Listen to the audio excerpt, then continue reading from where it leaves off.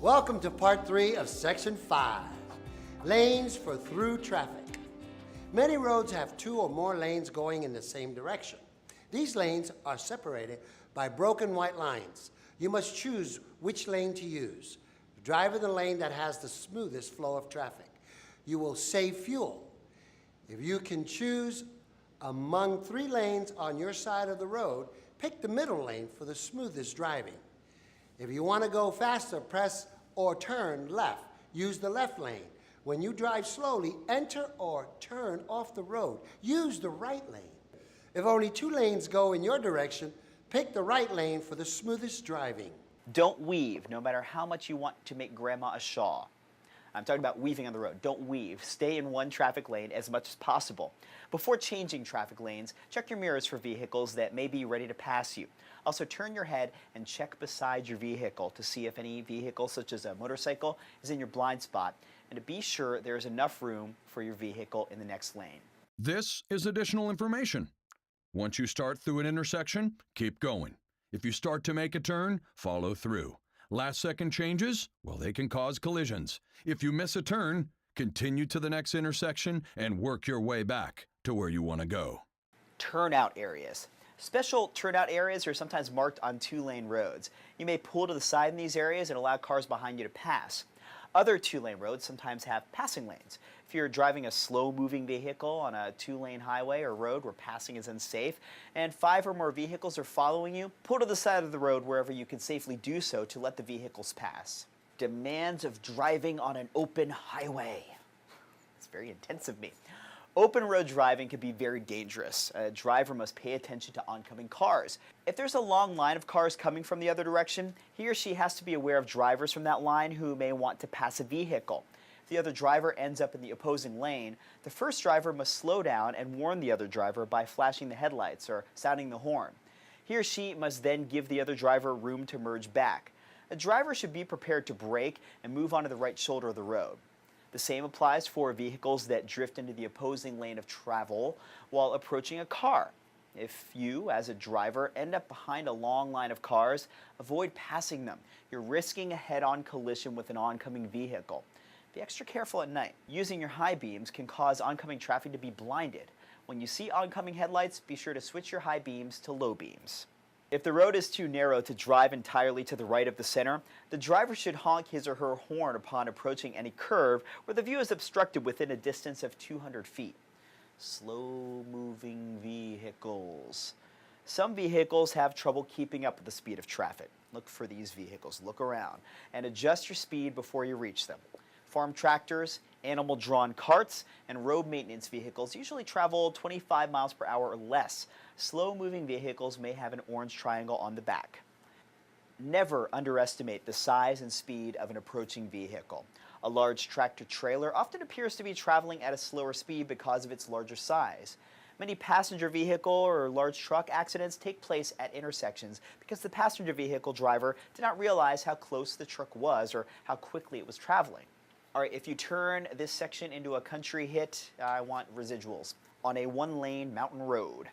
When 2 vehicles meet on a steep road where neither can pass, the vehicle facing downhill must back up until the vehicle going uphill can pass. The driver going downhill has the greater amount of control when backing up. Carpool lanes and controlled on-ramps. Carpooling and bus riding are useful ways to save fuel and reduce the number of vehicles using highways and heavy commuter traffic. Some freeways have special lanes and on-ramps for carpools. Using a carpool lane requires a minimum of 2 or 3 people in a vehicle, including the driver. Signs at the on-ramp or along the freeway tell you the size of the carpool, in other words, the number of people needed to use that lane and the days and hours that the requirement applies. The pavement of these lanes is marked with the diamond symbol and the words carpool lane. Do not cross over the double parallel solid lines to enter or exit any carpool lane, except at designated entry or exit places. Some freeways may have a special lane for buses only, or buses and carpools. This lane is also marked by the diamond. New laws for 2011. High occupancy vehicle lanes prior law that permitted certain fuel-efficient, low-emission vehicles to display stickers allowing them to be operated in HOV lanes with a single occupant was to expire on January 1, 2011. The new law extends the sunset date for the yellow stickers for hybrid vehicles until July 1, 2011. The white stickers issued to fully electric and compressed natural gas vehicles until January 1, 2015, and creates a third sticker for plug-in hybrid vehicles to be issued and valid from January 1, 2012 until January 1, 2015. Whenever the Department of Transportation authorizes or permits exclusive or preferential use of highway lanes or highway access ramps for high-occupancy vehicles, the use of those lanes or ramps shall also be extended to vehicles that are issued distinctive decals, labels, or other identifiers regardless of vehicle occupancy or ownership.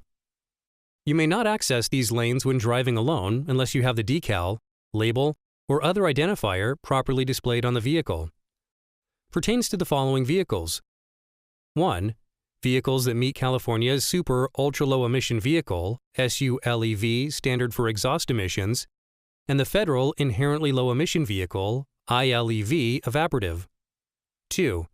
Vehicles produced during the 2004 model year or earlier and meet California's Ultra-Low Emission Vehicle (ULEV) standard for exhaust emissions and the Federal ILEV standard. 3. Vehicles that meet California's Enhanced Advanced Technology Partial Zero Emission Vehicle, Enhanced AT-PZEV standard, or Transitional Zero Emission Vehicle TZEV standard. Special lanes. In high-density traffic areas, you may sometimes see an entire street or a few traffic lanes on a street marked with cones. The cones indicate that a lane or street is being used differently. For instance, to help relieve congestion at a sports or cultural event, entire streets or a few lanes will be used for traffic going in the opposite direction from what is normal until traffic congestion is cleared. Yes, it's true, people do ride bicycles, which is why there's bicycle lanes. A solid white line along either side of the street shows a bicycle lane, 4 or more feet from the curb. This line will usually be a broken line near the corner. The words bike lane are painted at various locations in this lane. Don't drive in a bike lane unless you're making a right turn at a corner or other entrance, such as a driveway. Then drive your vehicle into the bike lane no more than 200 feet from the entrance or corner before you turn. Watch for bikes before entering the bike lane.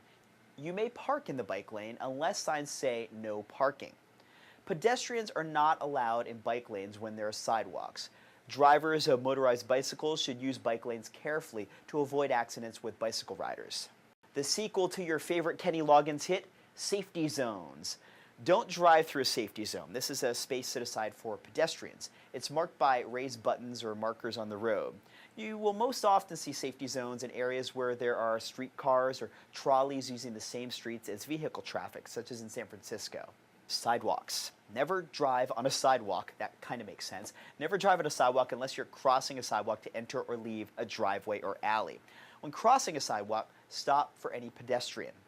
Be on the lookout. There are certain people you should give a lot of room to. Here are some of them. Drivers who cannot see you. Someone who cannot see you may enter your path without knowing you're there. People who have trouble seeing you include drivers at intersections or driveways whose view is blocked by buildings, trees, and other cars. Drivers backing out of driveways or parking spaces. Drivers whose windows are covered with snow or ice. People with umbrellas in front of their faces or hats pulled down to cover their eyes. People who are distracted. Even when others can see you, allow extra room if you think they may be distracted. People who may be distracted include delivery persons, construction workers, children who often run into the street without looking, drivers or people who are talking to each other, taking care of children or looking at maps. People who may be confused. A person who's confused is very likely to make a move without looking. People who may be confused include tourists, often at complicated intersections. Drivers who slow down for what seems to be no apparent reason. Drivers looking for a house number. Drivers in trouble. If another driver makes a mistake, do what you can to help him or her out. Drivers who need help include drivers who pass you as you approach a curve or an oncoming car. A driver who is about to be forced into your lane by a vehicle, a pedestrian, a bicyclist, an obstruction, or fewer lanes ahead.